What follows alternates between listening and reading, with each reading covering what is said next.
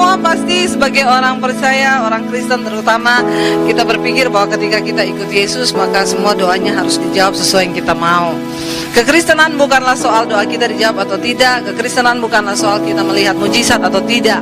Kekristenan bahkan bukan soal kita disembuhkan atau tidak disembuhkan. Tapi kekristenan berbicara tentang berjalan bersama dengan Tuhan di dalam segala keadaan. Katakan berjalan bersama Tuhan. Ada saat-saatnya dalam hidup ini kita akan melewati bahkan banyak hal yang mungkin kita tidak sukai. Tapi itulah kehidupan.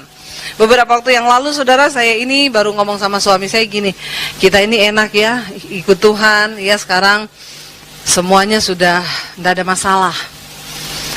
Rumah kita udah lunas. Dulu saya udah bersaksi di sini ya bagaimana Tuhan melunasi rumah saya 400 juta di luar dugaan saya. Setelah itu saudara, saya masih punya tunggakan nih beberapa waktu yang lalu. Saya hitung-hitung saudara, kredit card saya nih ya. Itu kredit card dulu saya nggak pernah pakai buat beli tas ya, belanja baju, nggak.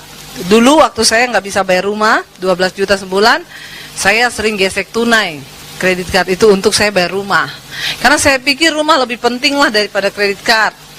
Lama kelamaan saudara ini makin ya menumpuk, karena makanya ya kalau memang tidak bisa pakai kredit card ya lebih baik jangan. Ya pakai yang cash saja. Amin. Biar nggak ada utang. Amin. Ya hidup kita ini bahagia kalau nggak ada utang. Di sini semua puji Tuhan tidak ada utang. Ya makanya nggak ada yang amin. Karena memang udah nggak ada utang. Jadi ya saya waktu itu saya hitung-hitung saudara, dari beberapa kartu saya bayar bunga bank itu setiap bulan hampir 5 juta. Saya pikir ya ini uangnya Tuhan loh, masa saya kasihkan bank setiap bulan? Ah ini udah nggak bener nih. Saya bilang sama suami saya mau berdoa nih supaya Tuhan ikut bekerja ya, untuk turut bekerja, ikut melunasi. Saudara, Tuhan itu mau kalau kita melibatkan Dia dalam segala perkara dalam hidup kita. Amin. Nah selama ini tuh saya nggak sadar, nggak ngeh, saya bayar terus. Nanti setelah tiba-tiba saya percaya itu Roh Kudus gitu ya. Terus saya buka-buka, jadi total semua tagihan saya itu 80 jutaan. Ya karena kredit card itu memang ya kalau kita tidak bayar full kan itu kena interest, kena late charge. Nanti bulan depan bunganya dimasukin pokok, nanti berbunga lagi, nanti kena bunga pokok lagi, bunga lagi. Jadi kredit card tuh nggak bakal selesai seumur hidup. Nah saya tuh mulai berdoa, saya bilang sama suami, dulu kita 400 juta aja Tuhan bantu loh. Masa ini cuman 80 jutaan, pasti Tuhan juga ikut bekerja. Saya mau melibatkan Tuhan, saya bilang. Berapa lama kemudian tiba-tiba saya dapat telepon dari seorang ibu. Dia bilang, Bu, saya pengen ketemu Bu Debbie. Ya kita ketemu ngobrol, dia ceritakan beberapa masalahnya dia, lalu saya doakan. Lalu dia bilang, Bu, saya tuh digerakkan Tuhan memberkati ibu loh. Ya, saya digerakkan Tuhan untuk berkati ibu. Saya disuruh Tuhan kasih ibu uang 100 juta. Nggak ada wow ya? Nggak wow ya saudara? Memang di sini uang 100 juta biasa ya kayaknya buat saudara ya. Saya kalau di tempat lain saya saksikan ini semua gini loh, wow. Di sini kayaknya kok biasa aja tuh. Kecil ya bagi saudara 100 juta ya. Bagi saya gede banget loh ya. Lalu dia bilang tadi pagi saya udah transfer 50 juta Bu, ini bukti transfernya. Saya bilang oh iya saya nggak tahu Bu. Loh ibu nggak pernah lihat rekening? Enggak, saya males lihat rekening karena kalau saya lihat selalu dia minta maaf. Maaf, saldo Anda kurang dari dan itu permintaan maaf yang susah untuk dimaafkan. Lalu dia bilang nih bukti transfernya 50 juta, sisanya saya kasih ibu emas batangan. Ini 100 gram kalau dijual 53 jutaan Bu. Saya bilang loh kok ibu tiba-tiba tergerak, kenapa ya? Tuhan tuh sayang sama Bu Debbie ya. Oh iya, saya tuh siapa coba saudara? Kalau bukan Tuhan yang gerakan, gak mungkin loh. 100 juta loh, wow gak? Nah, sekarang baru bilang wow. Jadi, ya saya pikir saya 50 jutanya saya bayarin bank tuh, ya. Waktu saya bayarin bank, wah banknya telepon. Bu Debbie, ya ini karena pembayarannya bagus. Jadi kami mau kasih ibu fasilitas kartu tambahan Bu. Nggak mau saya Mas. Tapi ini limitnya beda Bu. Tidak mau. Bu ini nanti ibu kalau keluar negeri beli tiket pesawat dapat diskon gede. Tidak mau. Nanti ibu kalau belanja ke supermarket dapat diskon, minyak bisa 50%. Tidak mau juga. Bu, ini kalau ini sayang loh bu kalau nggak diambil. Nggak mau. Kenapa bu? Udah mau kiamat. Jangan suruh-suruh saya utang. Ya, jadi bilang gitu aja, tiba-tiba teleponnya putus. Nit, ya. Lalu saya terpikir, emasnya itu saya simpan aja saudara. Nah ini mas, saya pikir saya simpan kenapa? Karena emas murni itu harganya naiknya cepat. Ya. Beratnya tetap, tapi harganya naiknya gila-gilaan. Beda sama Mas Joko, Mas Bambang. Badannya naik terus timbangannya, tapi harganya menyusut. Jadi, saya tergiur untuk menyimpan. Sudah tahu sejak ada itu mas di rumah saya, hidup saya jadi rempong. Karena di rumah saya itu nggak ada lemari yang ada kunci. Jadi saya bingung mau simpan emasnya itu di mana. Di rumah saya nggak ada barang berharga. Kalau ada maling juga masuk, saya silakan aja. Mau curi anting-anting saya, monggo, 20.000. Mau curi kalung saya, silakan, 30.000. Jadi nggak ada yang saya takutkan, nggak ada yang saya mau tinggalin rumah juga nggak pernah mikir. Orang nggak ada barang berharga, benar. Yang saya punya yang sangat berharga adalah Yesus, dan dia terkunci di hati saya. Dan tidak ada yang bisa mencurinya, amin. Tapi sejak ada emas itu, rempong hidup saya. Jadi ternyata memang benar Yesus berkata, di mana hartamu berada, di situ hatimu. Saya jadi bingung, kadang kalau pelayanan saya bawa di tas saya. Kalau saya bawa di tas saya tuh khotbah sambil melihat ke tas saya terus. Dan saya mencurigai orang-orang yang duduk dekat tas saya. Ya, tapi di situ memang saudara ya, memang terbukti Yesus bilang di mana hartamu berada, di situ hatimu berada. Makanya saudara ya, nggak usah banyak-banyak harta, biar nggak rempong hidupnya, amin. Nggak usah banyak-banyak harta, amin.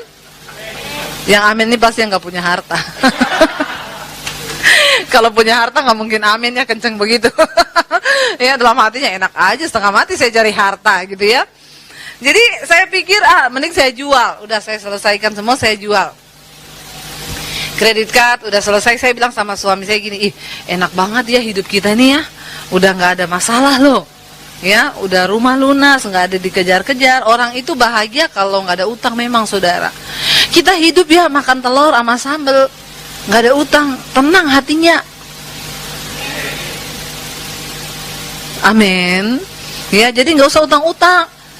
Kalau nggak bisa beli nggak usah dulu. Kadang-kadang manusia itu dicobai oleh karena keinginannya sendiri. Saya kemarin doakan orang ya, doakan rumahnya. Saya pergi doakan rumahnya. Dia tuh mengeluh, Bu, keadaan ekonomi begini ya, saya itu khawatir, saya pusing Bu, sekarang ya apa-apa. Tadinya saya main properti, sekarang udah susah, kita punya rumah 2, udah kena, sekarang pajaknya gila-gilaan ya. Jadi beli apa, maaf aja. Jadi saya itu bingung, sampai saya bertanya sama Tuhan, kenapa hidup saya seperti ini. Jadi dia itu cerita sama saya kayak orang yang benar-benar udah benar-benar mau mati miskin, nggak ada duit. Saudara tahu mobilnya mobil mewah, rumahnya rumah mewah. Saya bilang sama dia gini, Pak, kadang-kadang kita itu terlalu mengharapkan berkat yang besar di depan, sehingga kita tidak bisa melihat berkat-berkat yang kecil di sekeliling kita yang masih Tuhan berikan. Loh, Bapak punya mobil mewah begini, rumah bagus begini, udah ketakutan. Bagaimana orang-orang yang, tapi memang kadang-kadang benar, makanya nggak punya apa-apa itu enak kadang-kadang. Halo, kita nih, saya tuh bingung lihat hidupnya manusia di dunia ini. Apa coba yang mau dicari? Toh kalau kita mati tidak ada satupun yang akan kita bawa. Benar apa benar? Tapi kenapa saya bilang, Pak? Terus dia bilang, saya kurang apa Bu? Saya udah perpuluhan, saya udah gini, saya udah gitu. Bapak mau tahu Bapak kurang apa? Kurang mengucap syukur. Benar nggak? Loh, kan Tuhan Yesus bilang doa Bapa kami, berikanlah kami pada hari ini makanan kami yang. Tapi kita minta yang berkelimpahan sampai 10 tahun ke depan. Itu yang bikin hidup jadi stres. Benar nggak? Saya saudara 2 hari lalu uang saya tinggal 50.000. Ya, sampai mau bayar tol aja ada duit nggak ini? Ada duit nggak ini? Tapi saya sukacita, damai sejahtera, di rumah saya nyanyi-nyanyi. Waktu saya melayani orang itu, saya bilang, Pak, saya ini lihat Bapak kasihan loh. Bapak tahu sekarang saya, berapa duit saya sekarang? 50.000. Saya kemarin masih punya duit. Saya besuk orang di rumah sakit. Tuhan suruh saya kasih dia semua duit saya. Hamba Tuhan, ya udah saya kasih semua. Duit saya tinggal berapa? 50.000. Besok ya udah, besok pasti nyambung lagi, nggak mati. Yang penting ada telur di kulkas. Amin. Ngapain sih ribet hidup? Benar nggak saudara?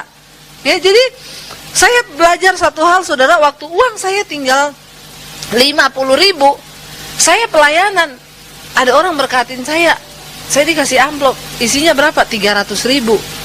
Waktu uang kita tinggal 50.000, kita terima amplop 300.000, itu haleluya, puji Tuhan 12 kali. Amin. Kenapa? Karena kita tinggal punya 5. Makanya kadang-kadang orang kalau udah terbiasa terima besar, udah nggak bisa ngucap syukur. Kita nih perlu sekali-sekali ngerasain kekurangan, biar kita tahu apa artinya berkat. Amin. Iya nggak saudara? Bagi orang lapar, dia makan telur 1 itu udah haleluya puji Tuhan 12 kali loh. Tapi bagi orang kaya makan daging kadang dibuang-buang. Kenapa? Udah bosen. Jadi saudara, apa sih arti hidup yang sebenarnya? Saya bilang sama Bapak itu, Pak, ketika hidupmu ada dalam kebenaran, damai sejahtera, sukacita, maka engkau hidup dalam kerajaan sorga sekalipun engkau ada di bumi. Ini loh yang iblis mau curi dari kita hari-hari ini. Saya setiap kali habis layani orang kaya, saya pulang, saya selalu ngomong sama suami saya, lebih bahagia kita loh dari mereka. Kasihan hidupnya mereka. Apa yang dicari manusia? Saya tuh baru, setelah itu kita ngomong ya, saya ngomong sama suami saya, ya kita ini bahagia, udah gak punya utang, gak punya apa. Kok Tuhan itu, saya sampai merenung itu GR sendiri saudara. Tuhan tuh kok sayang banget ya sama saya ya.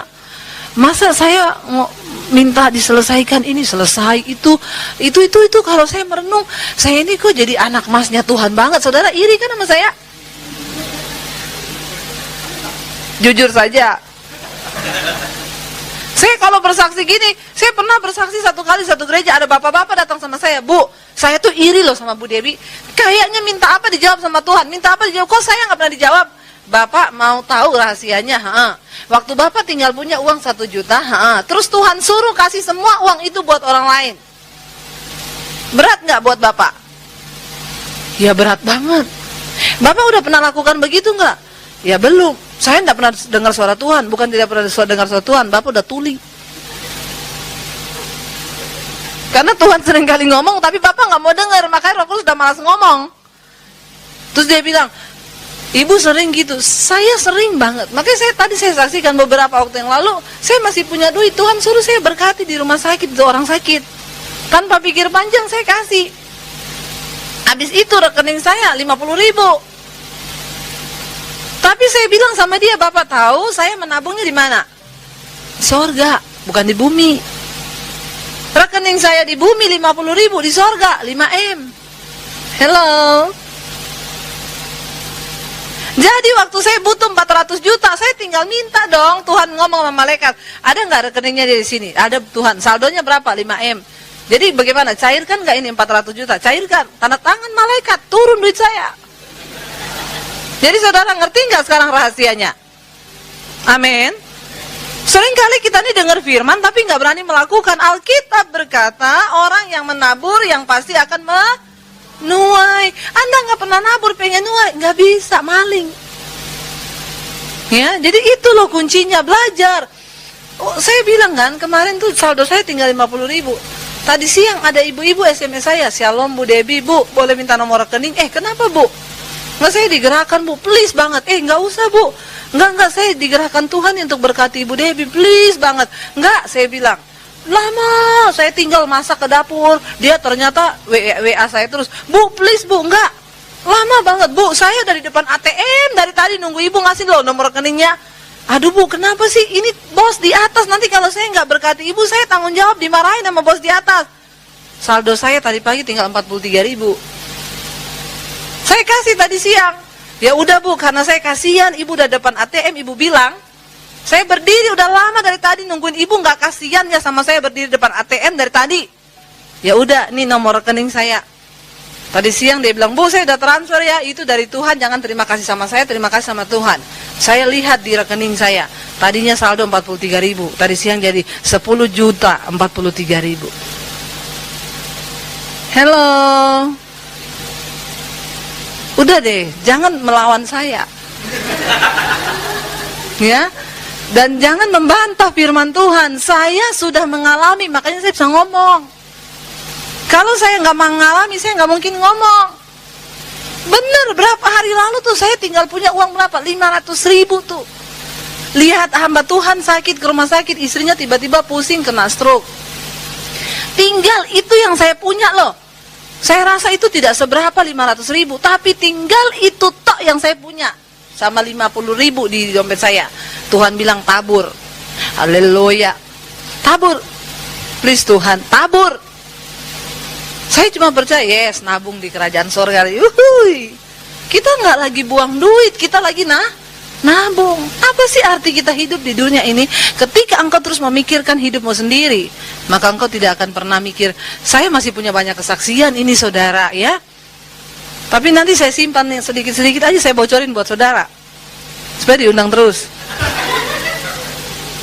Ya, saudara, akhirnya saya baru ngomong sama suami saya nih ya, enak ya kita hidupnya nggak ada masalah, nggak ada persoalan, nggak ada tekanan. Baru ngomong gitu, tiba-tiba saya ini ada undangan untuk pergi ke pelayaran di Anyer.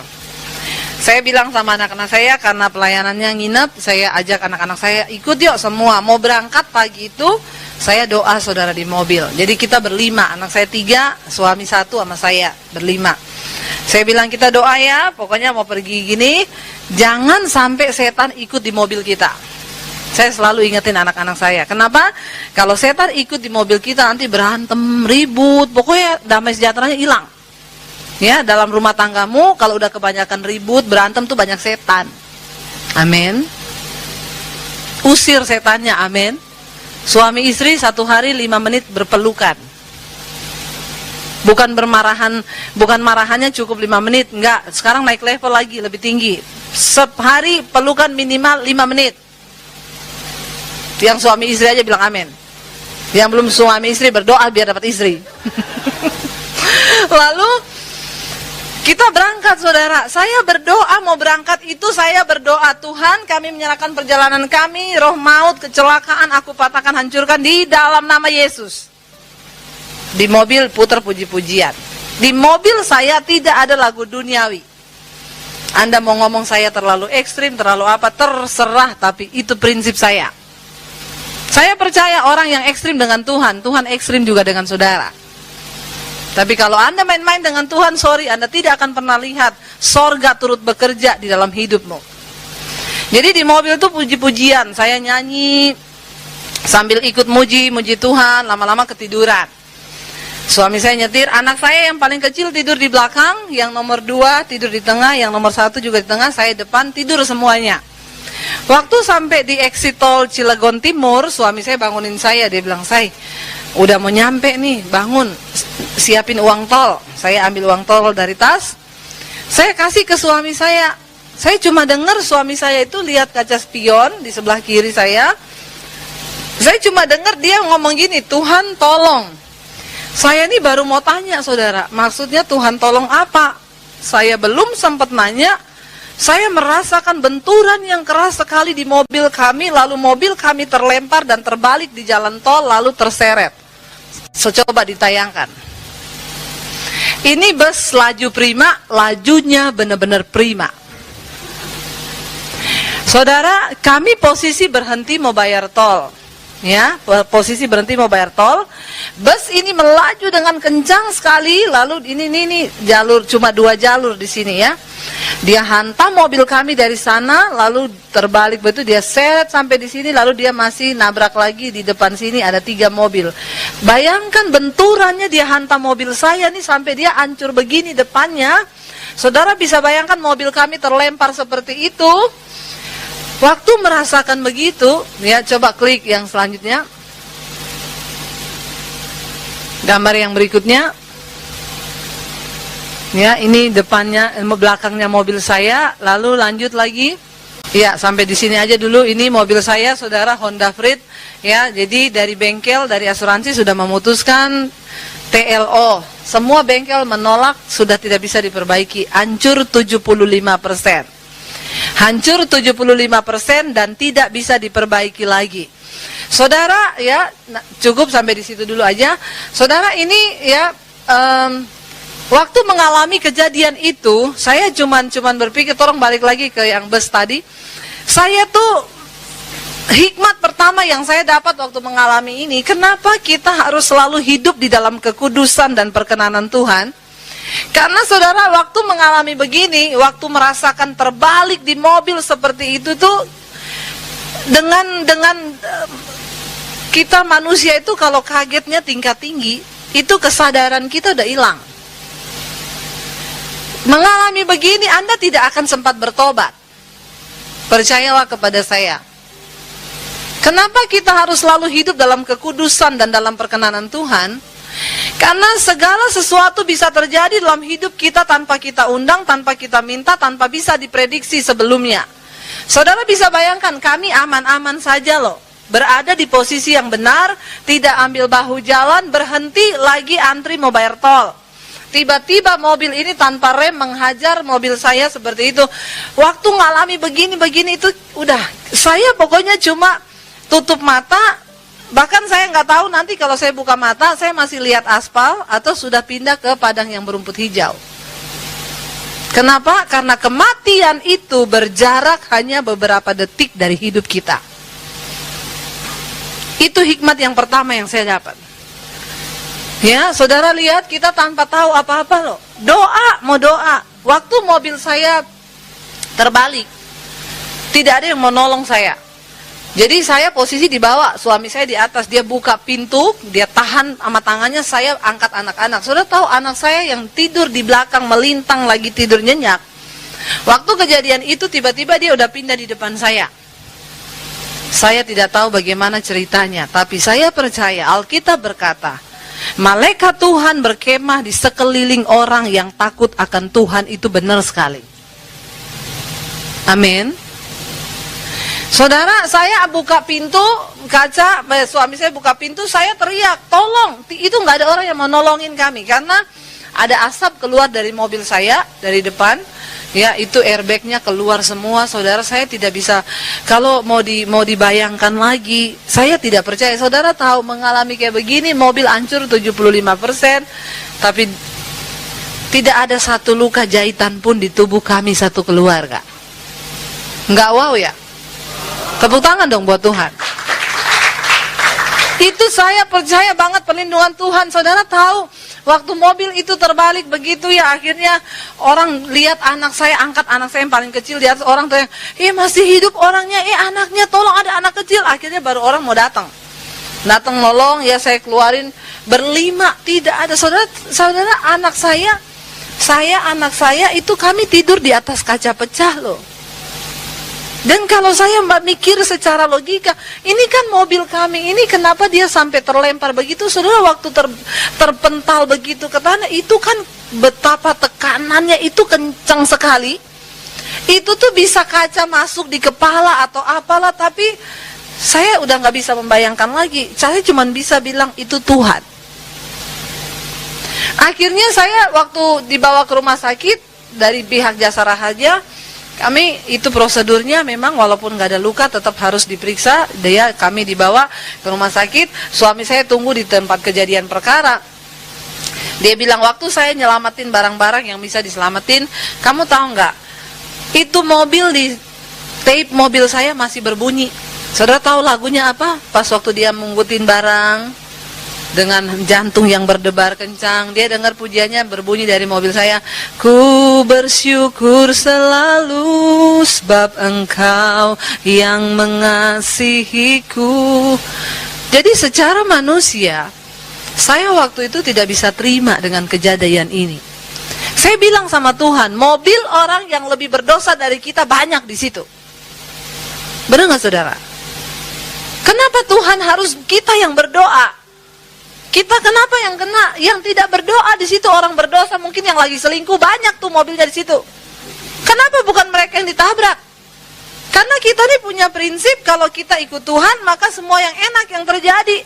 Maka ketika kita ngalami yang tidak enak, itu berarti Tuhan tidak berserta dengan kita.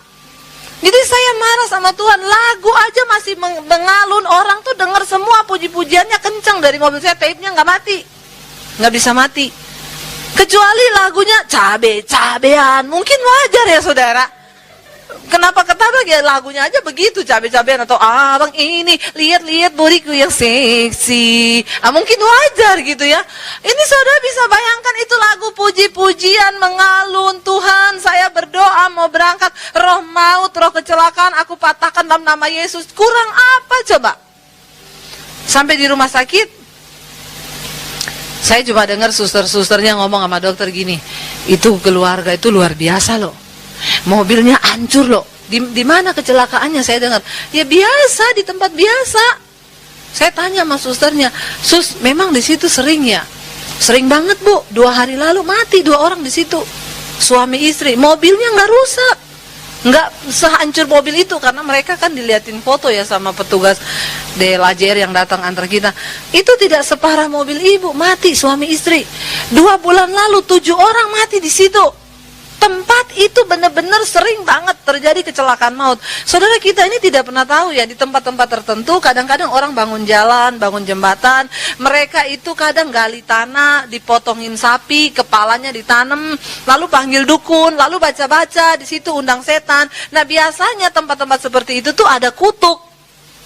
Makanya sering kita dengar ada tempat-tempat tertentu yang memakan korban, di situ sering banget terjadi kecelakaan, terjadi pembunuhan. Biasanya tempat-tempat begitu tuh ada kutuknya. Nah, saya tidak mengerti. Saya coba flashback, saya bilang sama suami saya, coba tadi kita berhenti di Indomaret ya, kan kita nggak ketemu bus itu di situ. Tapi ya sudahlah, semua udah terjadi. Saudara, saya bisa menghibur anak saya bilang sama mereka, dek, bersyukur loh Tuhan Yesus baik. Tapi jujur dalam hati saya tidak bisa terima dengan keadaan itu. Sampai saya di rumah sakit, udah selesai diperiksa semuanya, anak-anak saya lagi nonton TV, ketawa-ketawa lihat TV, ada reporter Trans TV datang. Dia bilang sama susternya, saya mau ketemu sama korban kecelakaan tadi yang di tol. Susternya bilang, yang itu kali ibunya ya? Bukan, yang mobilnya hancur. Yang mobil apa? Yang mobil Honda, yang hitam? Iya, kayaknya ibunya deh. Dia datang sama saya, dia bilang, Bu, ibu tadi korban kecelakaan di tol? Iya. Tapi yang mobilnya Honda Freed, ibu? Iya. Masa ibu? Saya bilang, masalah buat lo. Dia kayaknya tidak terima saudara, dengan keadaan saya yang baik-baik saja. Dia berharap nanti dia syuting orang kan dia mau tayangkan nih di TV nih, korban kecelakaan, dia berharap kakinya disambung. Kurang ajar enggak ini reporter. Jadi saya gini, masalah mau jadi syuting apa enggak ini? Mau wawancarain saya apa enggak? Iya Bu, iya. Saya wawancarain ibu ya, ibu cerita kronologisnya gimana, tapi mukanya kayak nggak puas gitu. Jadi saya bilang sama dia, ini Tuhan, benar-benar Tuhan. Satu keluarga, suami saya lain lagi di tempat kejadian perkara, polisi datang, polisi kepo, nggak tanya-tanya, nggak apa, udah datangnya telat, nggak tanya, dia bilang gini sama suami saya, aduh Pak, alhamdulillah, untung Bapak cuma sendirian loh. Saya nggak bayangkan nih Bapak kalau ajak istri atau anak mesti ada korban. Suami saya bilang, Pak polisi, kami di mobil berlima. Hah? Masya Allah. Terus siapa aja? Anak saya, istri saya, anak saya 3. Hah? Terus gimana Pak keadaannya sekarang? Sekarang lagi dibawa ke rumah sakit, tapi subhanallah.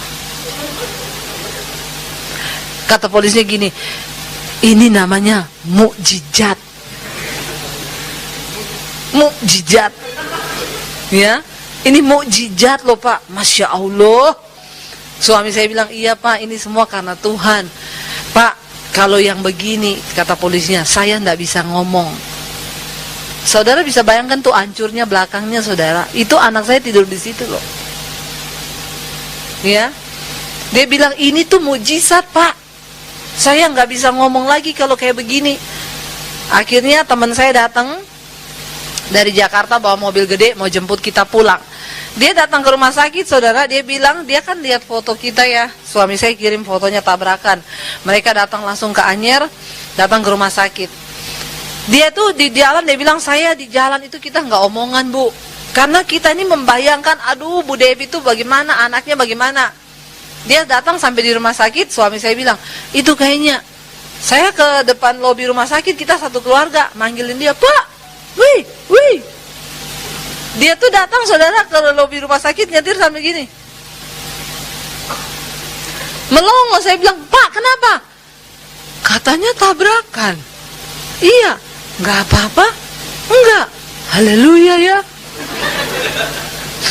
Terus, pulang ya Bu. Pulang kemana? Ya ke Jakarta. Enggak, saya mau pelayanan. Loh ibu masih nekat mau pelayanan? Lah emang kenapa? Orang kita nggak apa-apa kok. Udah sampai di sini balik ke Jakarta nanti setannya kesenangan. Saudara coba ditayangkan foto saya.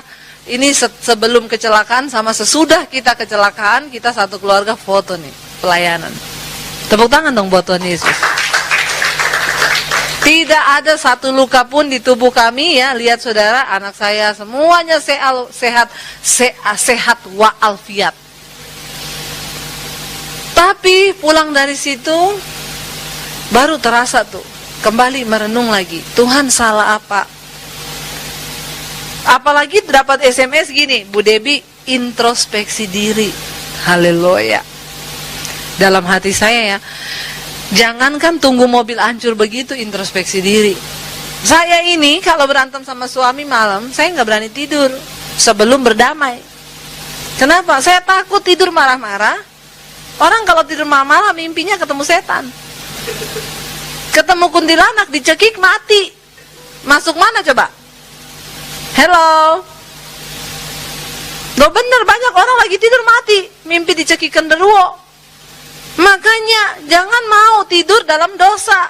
Beresin semua. Anda lagi berantem, berbaikan dulu baru tidur. Yang belum punya istri jangan, nggak usah amin. Pede banget sih lo. Ikut-ikut amin, amin. Padahal belum punya istri. Ya, jadi saudara, saya terima SMS begitu, coba introspeksi diri. Jadi saya ini dari yang merenung, Tuhan, kenapa saya mengalami begini? Apa saya kurang menabur? Enggak. Apa saya ada dosa? Saya enggak selingkuh. Saya sudah coba merenung, mengintrospeksi diri saya. Ada hal apa yang membuat Tuhan murka sampai dia begitu marah dan menghukum kami sekeluarga, tapi saya tidak menemukan. Jadi saya dari sebuah perasaan bersalah sampai merendahkan hati, bertanya saya dosa apa, introspeksi diri, sampai saya tidak temukan, sampai ada perasaan marah, sampai saya berbantah dengan Tuhan. Dan saya down banget hari-hari itu. Karena bagi saya ini hamba Tuhan loh, Tuhan terus lindungi kami. Saudara, beberapa waktu, seminggu kali, jadi setiap hari itu sama suami ketemu di rumah, kita lihat-lihatan gini, kenapa ya kita ini? Kenapa ya?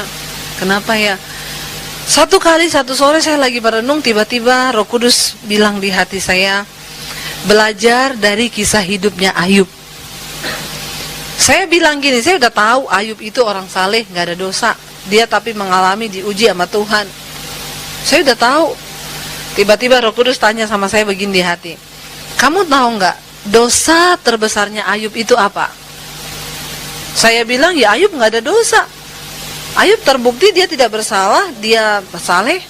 Enggak, dosa terbesarnya Ayub ada. Apa? Kesalahan terbesarnya Ayub itu adalah kesalehannya.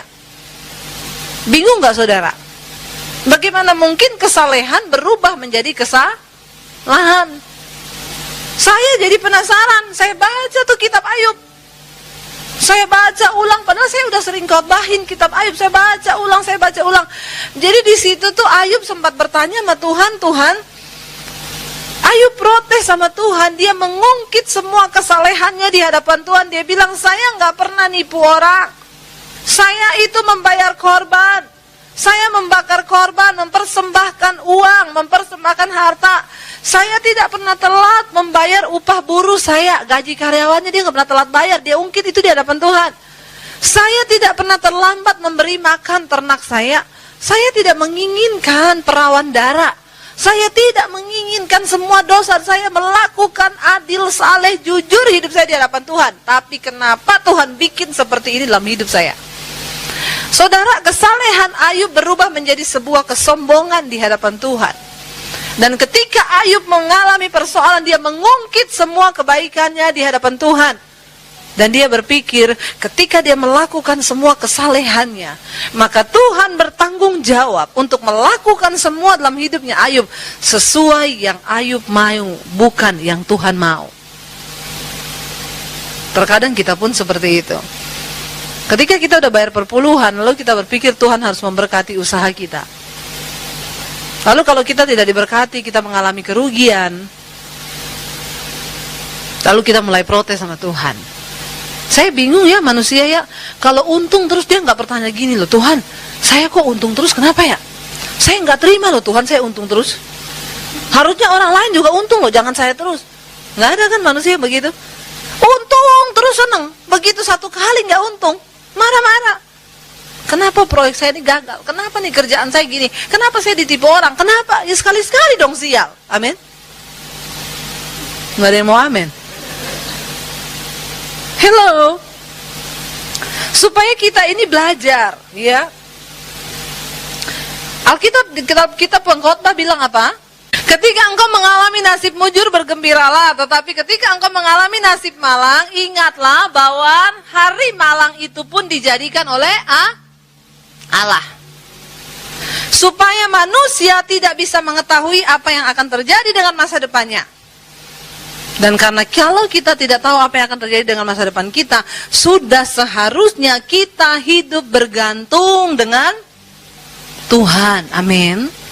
Karena itu tadi yang saya bilang, kematian itu berjarak hanya beberapa detik dari hidup kita. Benar saudara, saya mau serius ngomong hari ini. Ayo terus hidup dalam perkenanan Tuhan, kejar perkenanan Tuhan. Waktu saya baca kitab Ayub, Tuhan menjawab saya dengan Ayub pasal 35. Coba kita baca sama-sama. Ayub pasal 35 ini menjawab semua dari apa yang Tuhan mau untuk Ayub dan juga kita ketika kita menghadapi persoalan dalam hidup kita. Ya, Ayub pasal 35 saudara, kita baca sama-sama. Arahkanlah pandanganmu ke langit dan lihatlah, perhatikanlah awan-awan yang lebih tinggi daripadamu. Jikalau engkau berbuat dosa, apa yang akan kau lakukan terhadap dia? Kalau pelanggaranmu banyak, apa yang kau perbuat terhadap dia? Jikalau engkau benar, apakah yang akan kau berikan kepada dia? Atau apakah yang diterimanya dari tanganmu? Hanya orang seperti engkau yang dirugikan oleh kefasikanmu, dan hanya anak manusia yang diuntungkan oleh kebenaranmu. Orang menjerit oleh karena banyaknya penindasan, berteriak atau minta tolong oleh karena kekerasan orang-orang yang berkuasa. Tetapi orang tidak bertanya, di mana Allah yang membuat aku dan yang memberi nyanyian pujian di waktu malam. Saudara, Elihu menegur Ayub, dia bilang begini. Jadi Ayub itu sudah berkata bahwa Ayub itu benar. Kalau sudah baca di Ayub pasal 38, 39, 40, di sana tuh Tuhan berhadapan dengan Ayub. Tuhan menjawab Ayub dalam murkanya. Tuhan marah kepada Ayub sampai Tuhan bilang, siapa engkau sampai engkau begitu sombong?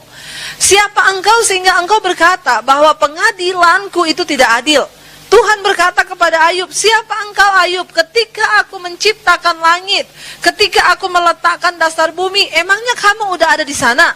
Waktu aku menciptakan buaya, bahkan Tuhan bilang ketika aku menciptakan kuda Nil itu adalah binatang yang pertama kali diciptakan Tuhan. Sudah nggak tahu kan? Ada ayatnya itu. Ya, Tuhan bilang ketika aku pertama kali menciptakan binatang yaitu kuda Nil, apakah engkau ada di sana? Kenapa engkau berkata bahwa engkau lebih berhikmat daripada Allah? Kenapa engkau berkata bahwa tanganmu lebih kuat daripada tanganku, kata Tuhan.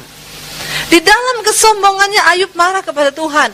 Ayub sempat berpikir begini, ngapain saya hidup saleh-saleh? Toh juga saya ngalami seperti nasib orang yang berdosa.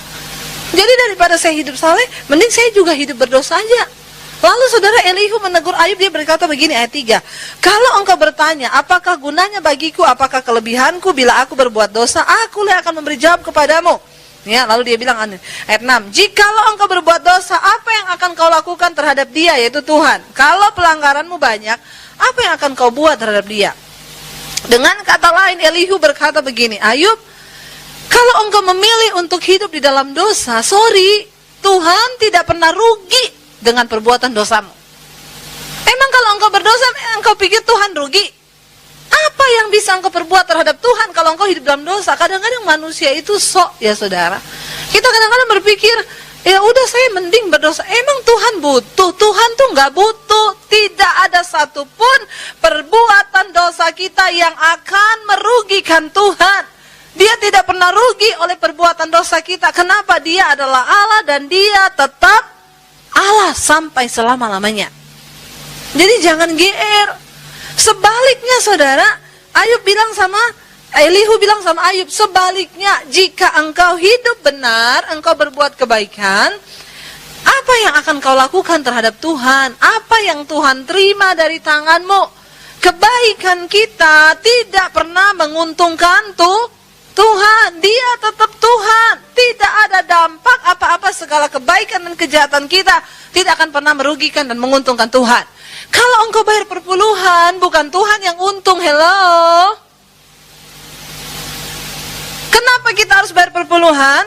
Bukan supaya kita diberkati. Orang Kristen kadang-kadang sama Tuhan main judi. Aku ngasih perpuluhan loh Tuhan, tapi berkati loh ya. Berkati enggak? Kita pegang amplopnya sambil ini, berkati enggak? Hah? Ngomong dulu loh, kalau enggak diberkati saya enggak cemplungin loh ini. Ayo, berkati enggak? Ini kan kita main judi sama Tuhan. Kenapa kita memberi perpuluhan? Bukan supaya kita diberkati, karena kita sudah diberkati. Perkara berkat itu nanti Tuhan yang tahu takarannya. Ya kalau Anda sering nabur ya pasti berkatnya ada, karena itu janji. Kalau Tuhan sudah berjanji, dia tidak akan pernah mengingkari. Janji firman Tuhan itu apa? Orang yang memberkati akan diberkati. Nggak usah dicari, itu bonus kayak yang saya tadi saksikan tadi. Ya, 3 hari lalu duit saya tinggal segitu. Milik orang di rumah sakit, Tuhan suruh tabur semua, saya tabur semua. Tadi siang Tuhan gantiin. Saya memberi bukan supaya ganti loh Tuhan. Kasih nggak? Ganti nggak? Ayo kasih nggak? Enggak. Saya terlalu percaya dengan Tuhan karena janjinya itu ya dan amin. Kenapa seringkali orang Kristen nggak pernah mengalami Tuhan? Kenapa banyak orang Kristen tidak pernah mengalami mujizat Tuhan? Makanya ada bapak-bapak yang bilang sama saya, yang saya cerita tadi, saya itu iri loh sama Bu Debbie, minta apa dijawab, minta ini dijawab sama sorga. Saya bilang sama dia, Pak, Bapak mau tahu kenapa? Terlalu banyak orang Kristen yang mengharapkan fasilitas kerajaan sorga, tapi hidup mereka tidak sesuai standar kerajaan sorga. Halo? Ayo kita mulai banyak percaya sungguh-sungguh sama Tuhan. Hidup lurus-lurus aja saudara. Ketika kita hidup dalam kehendaknya Tuhan di dunia ini, maka sorga akan membuat banyak kemudahan di dalam hidupmu. Nanti kapan-kapan saya saksikan, ya. Mobil saya diputuskan TLO dari asuransi. Saudara tahu saya terima uang berapa? 4 juta. Karena itu mobil masih leasing di bank. Jadi ternyata asuransi itu hanya melindungi bank, bukan melindungi kita. Jadi dia bayar fullnya ke leasing. Saya tidak tercover. Sisanya 4 juta saya terima. Saya udah nggak bisa beli mobil lagi. Tunggu kesaksian saya di waktu-waktu yang akan datang. Benar, hidup saya ini cuma penuh dengan mujizat, dan mujizat. Hari ini saya udah naik mobil baru. Tidak mungkin secara manusia saya benar-benar udah nggak bisa beli mobil lagi. Saya cuma bilang, Tuhan, kalau engkau memang pengen saya naik mobil untuk pelayanan, itu mobil untuk pelayanan loh, bukan buat ke diskotik, bukan buat nonton bioskop, itu mobil untuk saya pakai pelayanan. Kalau memang Tuhan izinkan saya naik mobil pelayanan, ya mesti bisa. Tapi kalau Tuhan memang tidak izinkan, saya suruh naik taksi terus, ya nggak apa-apa. Berarti saya disuruh sama Tuhan, berkatnya dibagi sama sopir taksi. Kita ini kalau hidup begitu enak nggak saudara? Ya, enak nggak? Nggak usah bersungut-sungut, semua itu Tuhan izinkan. Jadi saya bilang sama suami saya, ya kalau Tuhan suruh kita naik taksi, berarti berkat kita separuh suruh kasih ke sopir taksi. Sopir taksinya membutuhkan. Hidup kita jadi berkat nggak? Nggak usah bersungut-sungut, nggak ada yang rugi. Tidak pernah ada orang yang menabur dengan luar biasa lalu menjadi miskin. Orang pelit merasa miskin terus banyak. Lalu saudara, ya secara manusia saya udah nggak mungkin, tapi tunggu kesaksiannya di waktu yang akan datang. Ya, benar. Akhirnya saudara ya, Elihu bilang, sering kali kita nih orang Kristen begitu, kita pikir rajin ke gereja, hei Tuhan gak butuh kita, kita yang butuh Tuhan, amin. Jadi gak usah GR. Saya bertanya sama Tuhan, kenapa gini, saya protes, saya marah. Dulu saya tanya, kenapa kami celaka, kenapa saya celaka, kenapa sih harus celaka, saya rugi, duit saya habis nih Tuhan, gak bisa beli mobil. Saudara tahu sekarang ketika saya mengerti rencana Tuhan, sekarang saya sama suami gini, puji Tuhannya dari kecelakaan itu ya. Kita sekarang bisa lihat gini, haleluya ya, puji Tuhan ya, kita celaka ya. Gak bener. Karena kita sekarang mengerti apa kehendak Tuhan. Makanya kalau lagi dalam persoalan pergumulan, gak usah marah-marah. Memang Tuhan sama manusia itu beda tipis. Tuhan maha tahu, manusia sok. Nah itu beda tipis banget.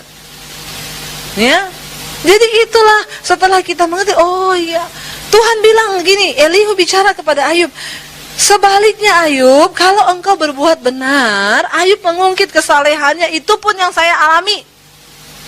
Saya bilang sama Tuhan, saya menabur, saya berdoa Tuhan, suami saya bilang, kamu tahu nggak, saya waktu malam itu kita mau berangkat, saya nyembah Tuhan loh sampai jam 2 malam di atas saya main piano. Kamu tahu nggak? Itu kita tuh hari-hari ini yang lagi deket sama Tuhan. Saya bilang sama Tuhan dalam hati gini, Tuhan tahu ya, pelayanan ke Anyer itu tuh saya bayar harganya mahal. Saudara tahu jadwal saya ini gereja-gereja tuh berebut penuh. Mereka bilang, Bu, kalau ada yang kosong 1 aja kasih ke saya. Sampai ada gereja besar yang telepon saya, Bu, minta tanggal 1 aja hari Minggu, nggak bisa.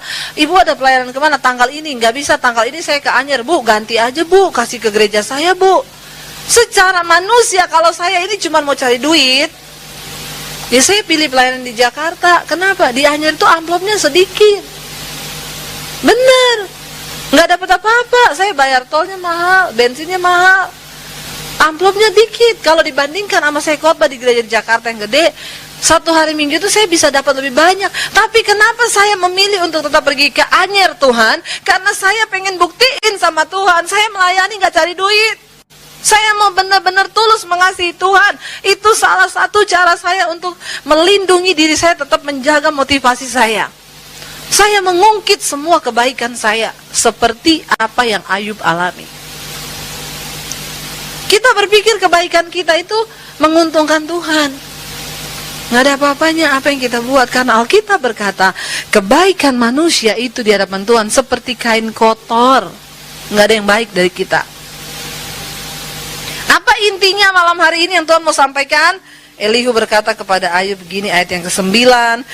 Orang menjerit oleh karena banyaknya penindasan, berteriak minta tolong oleh karena kekerasan orang-orang yang berkuasa. Tapi tidak ada orang yang bertanya, di manakah Allah yang menciptakan aku? Seringkali kita mencari Tuhan karena kita punya persoalan. Seringkali kita mencari Tuhan karena kita punya beban, masalah, tertindas, punya persoalan. Tapi berapa banyak orang, tidak ada orang yang mencari Tuhan dan berkata, di manakah engkau Tuhan pribadimu yang menciptakan aku dan yang memberikan nyanyian bagiku? Artinya apa? Tuhan menginginkan hubungan kekristenan kita dengan Tuhan menjadi hubungan yang tanpa syarat. Amin. Artinya apa? Kita bisa berkata begini sebagai orang Kristen yang punya hubungan tanpa syarat dengan Tuhan. Tuhan, saya mau celaka, saya tidak celaka, Tuhan tetap baik buat saya. Saya ada apapun dalam hidup saya tertekan, saya dijawab doa saya atau tidak dijawab, saya tetap mau cinta Tuhan karena Engkau segala-galanya bagi saya. Semua yang ada di sekeliling hidup saya tidak penting keadaan saya. Ketika kita punya hubungan yang benar dengan Tuhan, maka kita akan menempatkan Tuhan di atas segala-galanya dalam hidup kita, termasuk di atas segala keadaan dalam hidup kita. Amin. Dan itu tidak mudah, tapi Tuhan suka. Saudara, dunia ini tempatnya persoalan. Jangan karena banyak persoalan, banyak orang Kristen akhirnya meninggalkan Tuhan, ya karena persoalan. Ada banyak orang Kristen yang imannya terlalu tersinggung dikit di gereja, tinggalin Tuhan. Karena mengalami gini, tinggalin Tuhan. Usahanya nggak diberkati, tinggalin Tuhan. Bukan Tuhan yang butuh kita, tapi kita yang butuh Tuhan. Dan hari ini Tuhan menginginkan hubungan kita itu menjadi hubungan yang tanpa syarat. Kenapa kita suami istri itu, ya makanya ada statement yang bilang gini, menikahi orang yang kita cintai itu biasa, tapi mencintai orang yang kita nikahi itu yang luar biasa. Hello, artinya apa saudara? Kalau kita menikah dengan orang yang kita cinta, pernikahan itu tidak cukup dibangun hanya dengan cinta. Yang belum nikah-nikah ini dengar. Amin, amin. Jangan bilang cinta itu segala-galanya. Cinta itu buta. Pret. Tanya mau udah menikah di sini. Ya, menikah bangun dengan cinta toh cukup enggak? Saya mau tanya ibu-ibu, bapak-bapak, cinta kita sama suami kita, ibu-ibu bisa tawar enggak? Enggak usah takut, ngomong aja. Ya, cinta kita sama suami bisa tawar nggak? Malah bapak-bapaknya yang jawab. Semangat sekali bapak. Tunggu ada waktunya, nih bapak-bapak. Saya lagi tanya sama ibu-ibu ini ya. Nanti habis ini baru bapak-bapak. Bapak-bapak bisa nggak satu saat nggak cinta sama istrinya?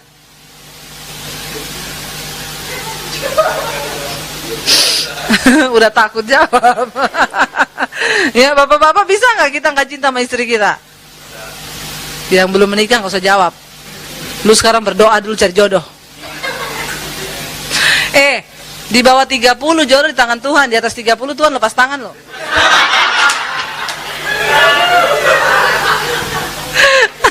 Jadi harus dengan doa dan puasa loh ya. Enggak, Tuhan tetap di dalam tangan Tuhan. Ya, tapi berdoanya minta jodoh yang berlawanan jenis loh ya.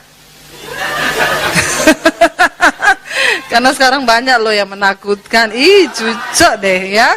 Hati-hati bertobat ya. Jangankan di sorga, di toilet aja Anda tidak dapat tempat, Bo. Aduh, ya. Cinta aja nggak cukup, ya. Karena satu saat cinta itu cenderungnya menuntut. Tapi kalau kasih itu cenderung memberi. Amin. Ya benar, cinta itu bakal pudar gitu ya. Satu saat, waktu kita dapati suami kita tidak seperti dulu, males dulu aja waktu pacaran ngasih duit. Begitu udah nikah, duit diumpetin. Sampai ada istri, suami yang ngomong, saya tuh bingung loh bu, nyimpen duit bingung saya mau taruh mana. Saya taruh di dompet, dia ketemu. Saya taruh bawah kasur, dia ketemu juga. Saya taruh di bank, ATM-nya dia ketemu. Terakhir saya taruh kaos kaki, hilang kaos kakinya. Sampai ada istri yang ngomong sama suaminya gini, Pak, uang gaji yang bulan ini mana? Lah kan sudah aku kasih minggu lalu sama kamu. Semua?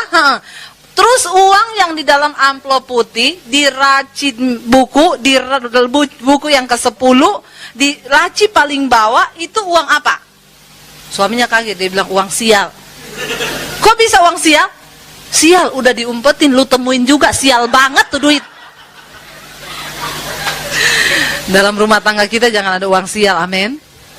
Suami istri harus terbuka dalam hal keuangan, amin. Ya, jangan sampai di rumah istri dapat duit, Pak, uang apa ini? Uang sial. Ya. Jadi saudara, ya, bagaimana ini, kenapa ini penting loh. Masalah keuangan dalam rumah tangga itu menjadi kunci. Ya, kalau suami saya tidak percayakan semua keuangan tuh sama saya, pokoknya terserah kamu.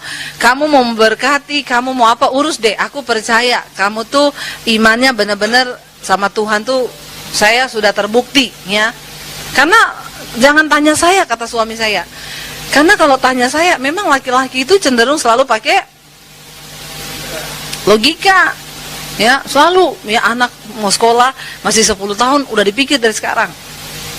Ya, makanya pria-pria itu lebih cepat rambut putih daripada perempuan. Jangan melirik sama yang rambut putih loh. Rambut putih itu mahkota loh. Ya, makanya survei membuktikan ya, laki-laki itu lebih banyak yang kena stroke daripada perempuan.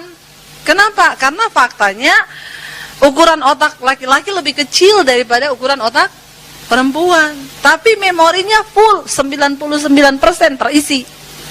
Beda sama perempuan, otaknya gede, nggak ada isinya. Karena nggak jarang dipakai. Perempuan itu kalau ada masalah, saudara, nggak dipikir, curhat sama temen ya, lewat WA, lewat BBM, udah hilang masalahnya. Mau curhat nih, kenapa? Males nih, gini, bete, gini. Udah selesai, habis itu udah happy dia. Dia pergi minum kopi sama temennya, curhat, selesai, pulang udah nggak ada masalah. Jangankan gitu, ada masalah, ke mall dia cuci mata toh nggak beli loh, cuma cuci mata. Sampai rumah dia udah lupa masalahnya. Beda sama cowok. Cowok itu dipikir terus, karena cowok itu jarang curhat. Kalaupun ada cowok yang curhat, itu masih cowok yang begini, curhat dong, curhat. Ini masih cowok setengah nih ya. Ya. Jadi hati-hati ya bapak-bapak di sini. Ya, masalah keuangan itu penting dalam rumah tangga kita. Ini kunci supaya kita tuh diberkati. Pokoknya kunci diberkati apa? Menabur, engkau akan menuai. Petani itu kalau dia udah menabur benih, lalu dia panen, tidak semua hasil panennya dimakan. Yang terbaik dulu dia pilih, ditaruh di lumbung. Itu nanti akan dijadikan benih lagi untuk ditabur. Engkau makan semua hasil panenmu, lah terus mau ditabur apa lagi? Bulan depan gigit jari. Hello. Jadi pesan saya hari ini, mari kita terus membangun hubungan yang tanpa syarat dengan Tuhan. Apapun keadaan hidup kita hari-hari ini, percaya bahwa Tuhan itu tidak pernah merancangkan yang jahat bagi kita.